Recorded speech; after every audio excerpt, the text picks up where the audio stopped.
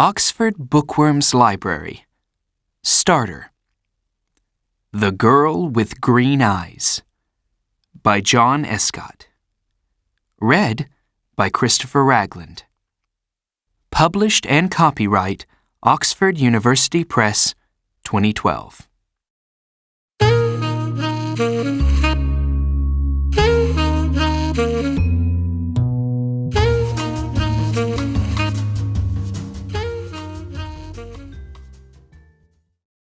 The Girl with Green Eyes. Greg is a porter at the Shepton Hotel in New York. After work, he always goes for a coffee across the street. A girl is sitting in the coffee shop near the window. "It's her again," thinks Greg. "She's here every afternoon. I'm going to say hello." Greg goes into the coffee shop and gets a coffee. Then he goes across to the girl's table. "Hi," he says. "I'm Greg. Can I sit with you?"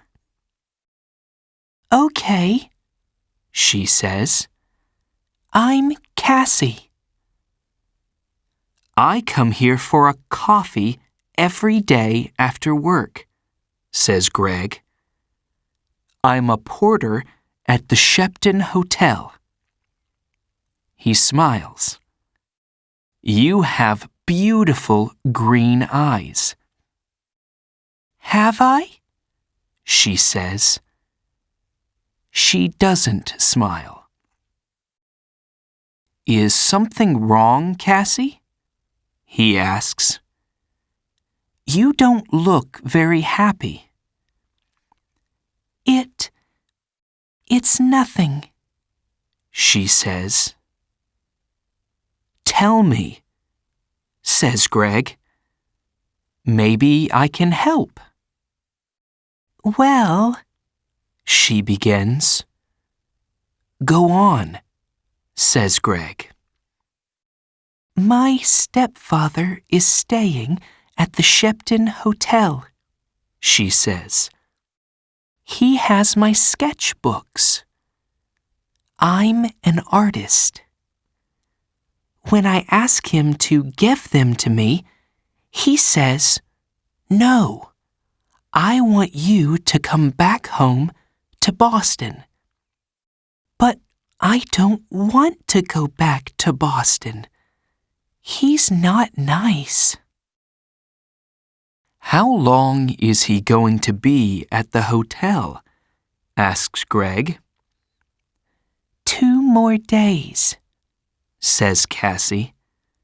"He's in room 724. "Maybe I can get the sketchbooks for you," says Greg. "Maybe I can get into his room." "Can you?" she says. "Meet me here tomorrow afternoon at 4:30, says Greg. "Okay, thank you," says Cassie. "Thank you very much." She looks at her watch. "I've got to go now. See you tomorrow." When Cassie gets back to her hotel room, she makes a telephone call. "Hello?" she says. "It's me. It's okay. The boy's going to do it." "Yes, I'm going to get them from him tomorrow afternoon."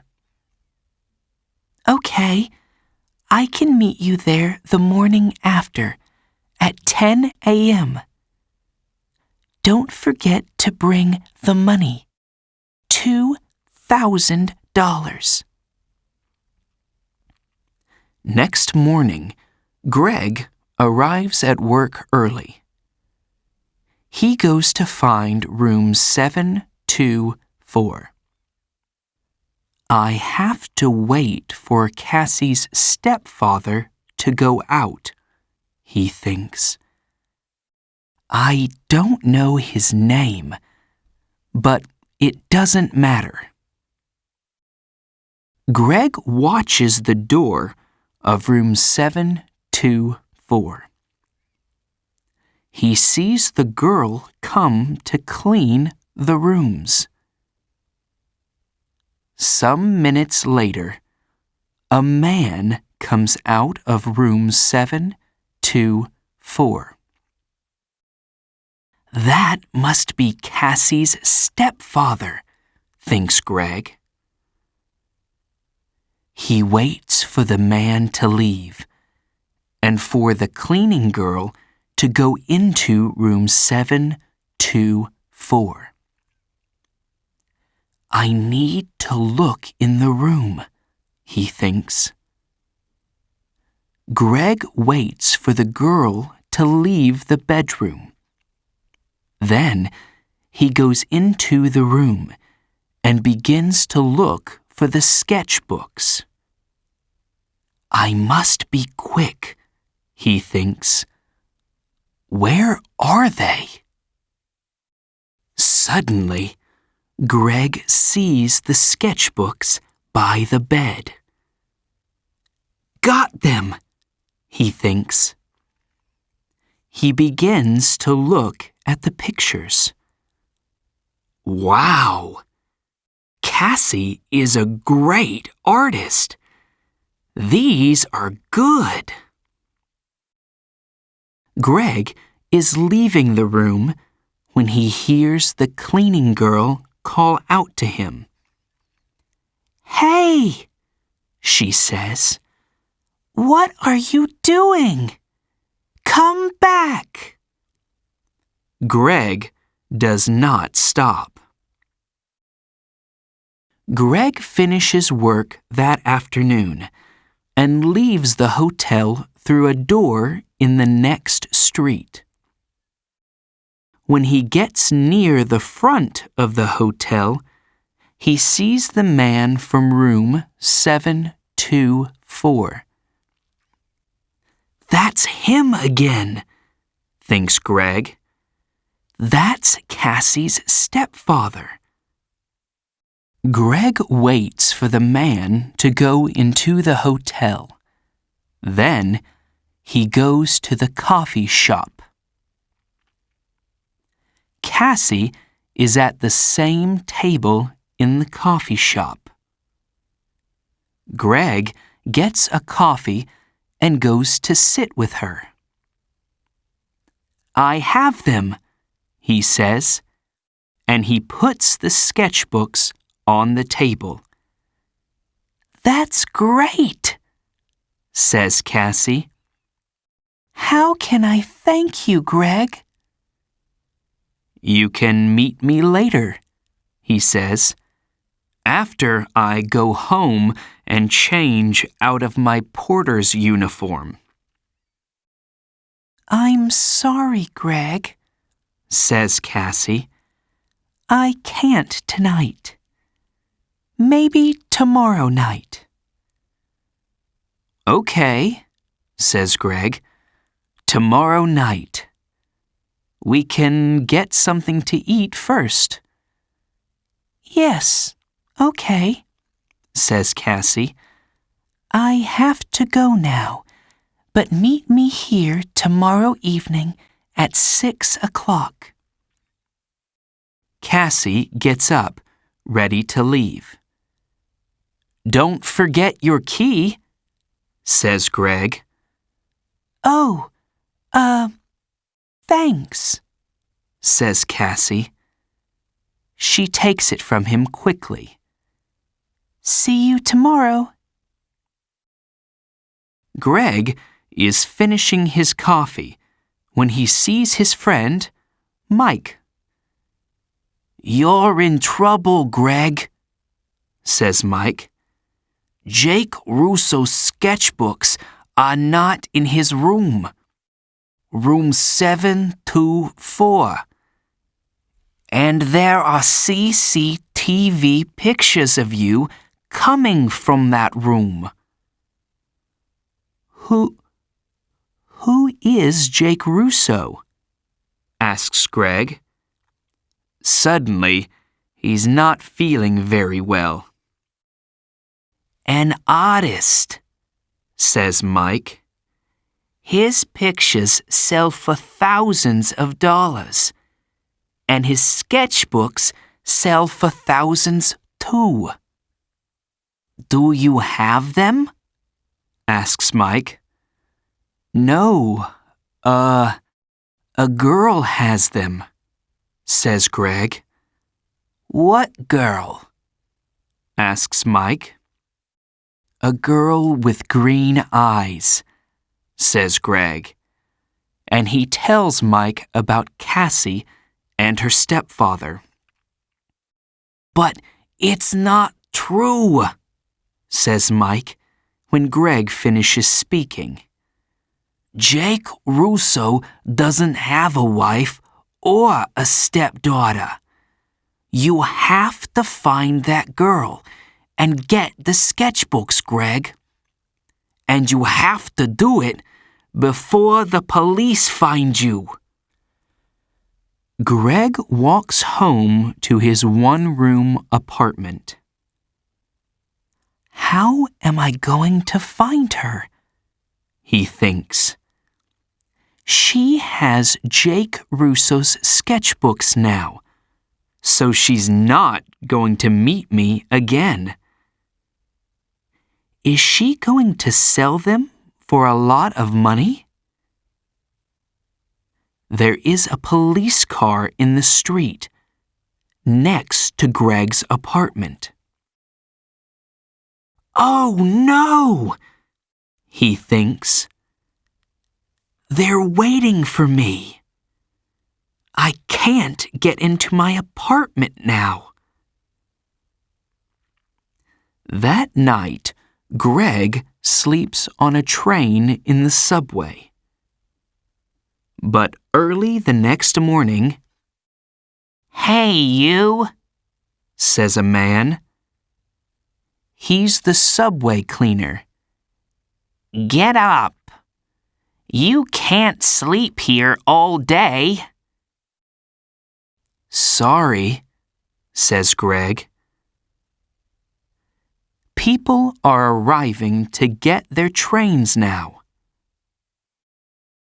One of them stops and looks at a photograph in his newspaper, and then at Greg. It's him, thinks the man. It's the young man in the newspaper photograph. The police are looking for him. Suddenly, Greg sees the man looking at him. And he sees his picture on the front of the man's newspaper. I have to get out of here quickly, he thinks. The man with the newspaper finds a policeman. It's him, he tells the policeman.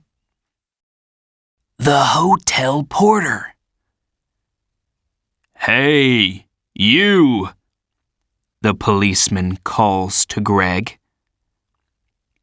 Greg runs. Stop, calls the policeman. Greg doesn't stop. I have to get out of this uniform, thinks Greg. People know I'm the porter. Maybe Mike can give me something different to wear. When he gets to Mike's apartment, Mike opens the door. I need something to wear, Greg tells him. I can't go back to my apartment. my picture's in the newspaper, and—" "Yes, I know," says Mike. "It's okay. Come in." "Where's the girl?" asks Mike. "Do you know?" "No," says Greg. "What can you remember about her?" says Mike. "There must be something to help you find her." "Yes," Greg says suddenly. "Her key! A key to a room in the Dolphin Hotel. It's a small, cheap hotel near 42nd Street. She must be staying there." "What's the time?" "Nearly 9 o'clock, says Mike. "Maybe she's there now," says Greg. "I have to go." "Thanks, Mike." 20 minutes later, Greg is near the Dolphin Hotel. "Am I too late?" he thinks. Suddenly, Greg sees Cassie come out of the hotel. "Cassie!" he calls. "Wait! I have to talk to you." Cassie sees him, but she doesn't stop. There is a car waiting for her. She says something to the driver and gets into it quickly. "Oh no!" says Greg. "Pier 83, says an old man in the street. Greg looks at him. "What?" "The girl is going to Pier 83, West 42nd Street, for the Circle Line boat," says the old man. Greg smiles. "Thanks," he says. And he begins to run. Greg runs all the way to Pier 83. People are getting on to the boat, and he gets a ticket. On the boat, Greg looks for Cassie. But a woman with a newspaper is looking at him. "It's the young man in the picture," she tells the man with her. "Call the police, Eddie." The man gets his phone and calls the police. Some time later, Greg sees Cassie. She is talking to a man. But Greg does not see two policemen get on the boat. They quickly find Greg. "Where are Jake Russo's sketchbooks?" the first policeman asks him. "I don't have them," says Greg. "You don't want me. You want her. She has the sketchbooks." "Hey, look! He's right," says the second policeman. The two policemen move quickly to Cassie and the man. "I don't understand, says Cassie. How? The two of you are coming with us, says one of the policemen. You're in trouble. Later, Greg and a policeman take the sketchbooks back to the hotel. Jake Russo is very happy to see them again.